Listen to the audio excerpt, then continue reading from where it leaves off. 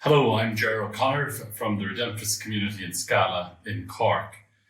Just a few days ago there, I recall that one Easter I had to make a choice between going to the Easter Vigil or a Munster Rugby quarter-final match.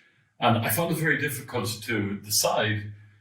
And one of the things that struck me was that I didn't always love the Easter Vigil, the Holy Saturday Vigil. In fact, I can recall as a young lad when I was an altar server, I'd always try to avoid being involved in such a long and lengthy and at times, for me, ununderstandable service, unless I could get the opportunity to do the altar serving at the local hospital where you were always given nice boxes of chocolates after the service. All of this reflecting and thinking prompted me to ask myself, when was it that I became interested in resurrection? The truth is that as around 23 years of age, I went to live and work as a humanitarian worker during the civil war in South Sudan. And in a moment of incredible danger and fear, I cried out in the almost certain knowledge that I might die or lose my life. And it was in that moment of intense fear that I felt a company, that I had a sense of someone being with me. That was the beginning or the awakening of an interest in faith and religion. My sense is that in that moment of fear that the risen one was with me. Just yesterday, I read an article in the Tablet magazine by a man called, I think, Mark Oakley, in which he said that an agnostic friend of his struggles in modern Christianity to find a good place to worship because he says you either have ignorance on fire or intelligence on ice.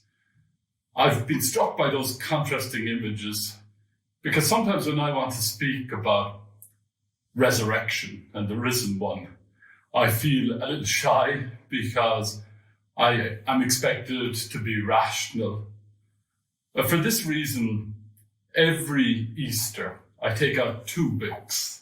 One is The Resurrection by N.T. Wright, a huge book about 800 pages long. And the other is a smaller, neater one, Easter Faith by Gerald O'Collins.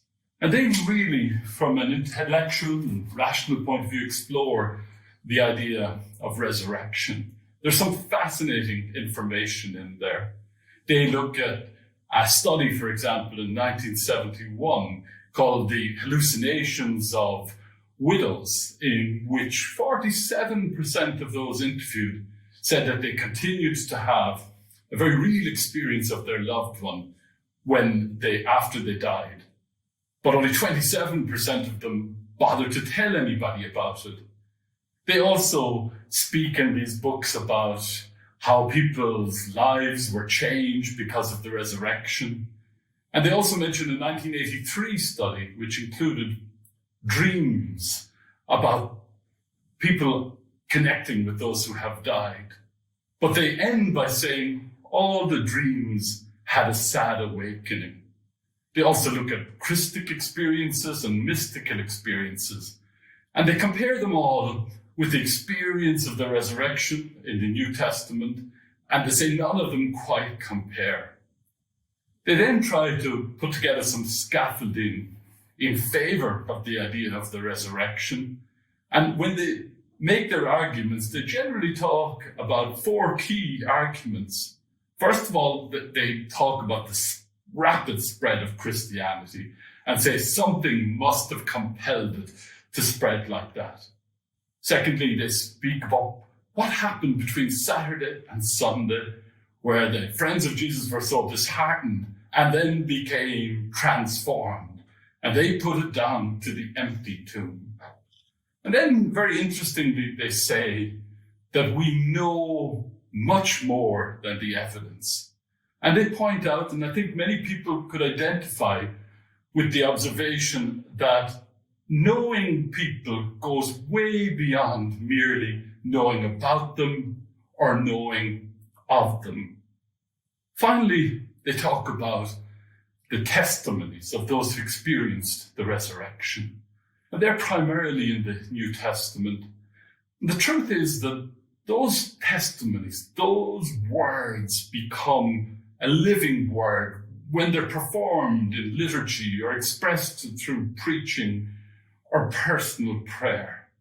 I think that's why I have learned to experience the Easter Vigil and the Easter liturgies as a very special moment, because like a musical composition, the resurrection narrative, the resurrection texts are incomplete until they're performed.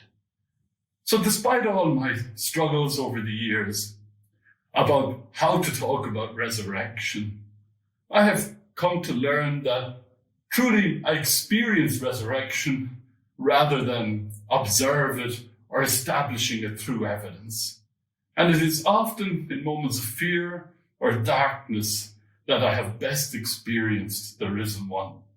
Truthfully, I think that the resurrection of Jesus Christ helps us to know and have confidence that there always is and there always will be hope.